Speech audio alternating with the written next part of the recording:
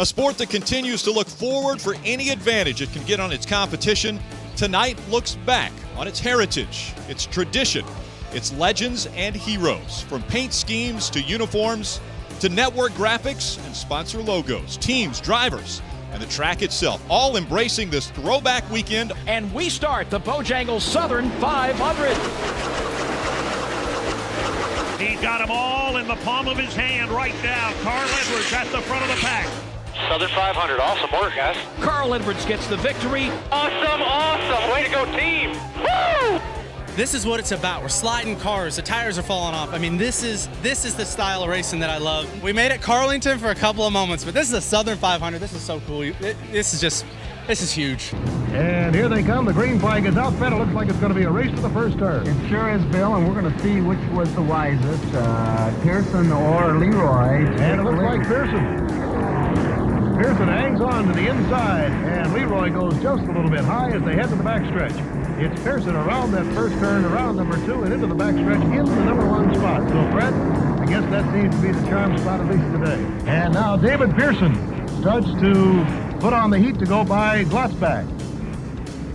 And immediately there's a sign down in the pit for Pearson, think. Apparently they don't want him to put too much heat on Baker, but there he goes by Baker. David Pearson goes by Baker, and his pit crew says, wow, what are you doing? David pulls alongside. And it looks like Pearson, he does get him. David Pearson going into the lead. So with 50 laps to go, it promises to be quite a finish. So here he comes with less than half a lap to go, coming down the home straightaway. And a checkered flag for David Pearson. First big win for him on the super speedways in 7 years, and the 5th win this year. And a mighty welcome victory it is, too, because it brings him $13,900 for the first place finish.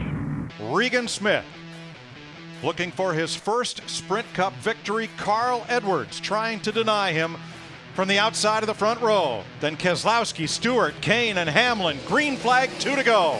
Boy, I tell you, that 2 car gets up in there. That's going to mess with Carl a little bit. But Carl should be able to get the steam up the outside. But Regan Smith in that 78 gets a good run through 1 and 2. Actually pulls away from Carl Edwards down the backstretch. Can he do it? Can he hold him off? No matter what, we've got a race now. They'll race it back if we don't get a caution. Boy, Regan got off of the turn 2. Oh, really he hits the wall. He's all right. He's okay. He got off there great. But Edwards didn't jump inside. They're all wrecking behind him, but it's okay. Can he hold him off? One more corner. Here we come to the flag. He's Regan Smith looking for his first Sprint Cup win. Edwards to Carl back. Smith gets the flag, and this time he'll get to keep it. Legends win this race. I'm not supposed to win this race. I've never even had a top 5. I guess that shows in this series, anybody can win on any given Sunday. That was Bobby Isaac, but there's been a crash on the home stretch. A car upside down. And that's a blue car. It is Richard Petty. That looks like Richard's helmet sticking out of the car, and he certainly appears to be unconscious. The pit crew running out. The yellow flag, of course, is out. It takes a tremendous lick to do the damage to this wall that it did. Of course, he was running perhaps 150 miles an hour, and a 4,000-pound automobile going at this speed can do a lot of damage. It's one of the most serious accidents as far as automobile damage is concerned that I have seen. Welcome to the Darlington Raceway, the oldest major super speedway in the United States today. And we're just moments away from the start line of the granddaddy of all of major stock car racing, the Southern 500. It looks like a 2-car race at this point. And look how close Pearson is going to try to get him. And Cale has something left that closes the gate on him. He can't quite get by. They'll go into the number 3 turn. Pearson right up close, but somehow Cale fights him off, and there he gets a good break. There's a little traffic on the inside, and Pearson has to back off. Here's the last turn. And Cale's going to win it. The checkered flag is out for Cale Yarborough in one of the most thrilling finishes of all time, and it's dejection in the pit of David Pearson right now, and jubilation by the Wood brothers, the pit crew of Cale Yarborough. Well, Cale, it must be a happy day for you, eh? Yes, this is the happiest day of my life. 4 big speedway races, a new record in 1 season, and the first time victory before a hometown crowd. Right, do it at home, that makes it better than anything in the world. I think that Richard Petty probably today will be as strong as anyone, and Darrell Waltrip run exceptionally well. You know, the list just goes on and on. I can go down through 10 guys, and they do truly have a chance to win.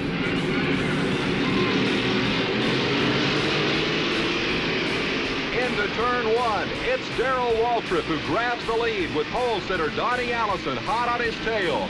Darrell Waltrip and Wanda, the number 88 Chevrolet, have enjoyed lucrative times of late after Darrell paid his dues on the short track circuits and launched his assault on Grand National Racing. We're into the last lap with 3 leaders still jammed together. Darrell Waltrip goes high in turn one. Richard Petty looks for daylight underneath. He's alongside. It's a drag race to the finish line. Allison in third, blocked. He has nowhere to go. Down the backstretch, the final 2 turns. Petty can't hold the STP car low. Here comes Waltrip underneath.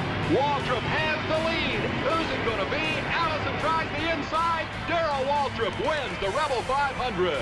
One of the most dramatic of the myriad spectacular finishes in NASCAR racing history goes to Waltrip, with Richard Petty second and Donnie Allison third. And a crowd of 60,000 jammed into the Speedway at the hamlet of Darlington. There they go, the green flag is out. He looks like he's going to make his move now. Look, he didn't get far enough up, and those boys are in trouble. Oh, Yarborough right out of the racetrack.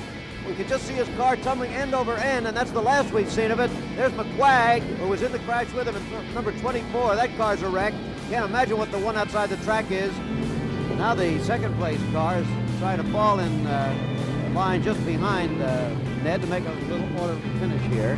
He's only about 10 feet behind him, but in reality, he is 14 laps. Well, you can see how slow Ned is actually running here because Buddy Baker is attempting to pass him. That's it. That is the finish line of the Southern 500, 1965, a race that will be long remembered in the Southland, and we presume by all of you who have seen it on television. It was quite a ride. There's no doubt about it. Don't let anyone ever tell you that prayer don't help. I don't believe you can catch him and pass him. He might catch him, but I don't believe you can pass him. Boy, he's game now. He picked up a bunch that time coming off at turn 2. Looked like Jeff Gordon had to get off the throttle that time off 2 for some reason. And Burton closes in. How much is a million? Well, 1,000 times 1,000. Or perhaps you can better understand in these terms. Here he goes. Look here. Oh, they make contact. And they make contact. They go down into the corner side by side, and Jeff Gordon holds off the challenge. This is the last lap of the race, folks. They're onto the backstretch, and Gordon lengthens his lead just a little bit. He lengthens it out as Jeff Burton and Dale Jarrett drop back just a little bit. Here he comes off of the 4th corner. Jeff Burton will make a challenge off the corner onto the straightaway. Yeah, we did But it! Jeff Gordon wins it. Holy cow! Jeff Gordon adds another accomplishment to his already impressive record. He captures 3 of NASCAR's 4 Crown Jewel events in 1997 and wins the Winston Million. Come on, baby, come on. Side by side, 2 laps to go. Somebody's got to give, getting into turn 1. Nobody. And in the wall goes Busch.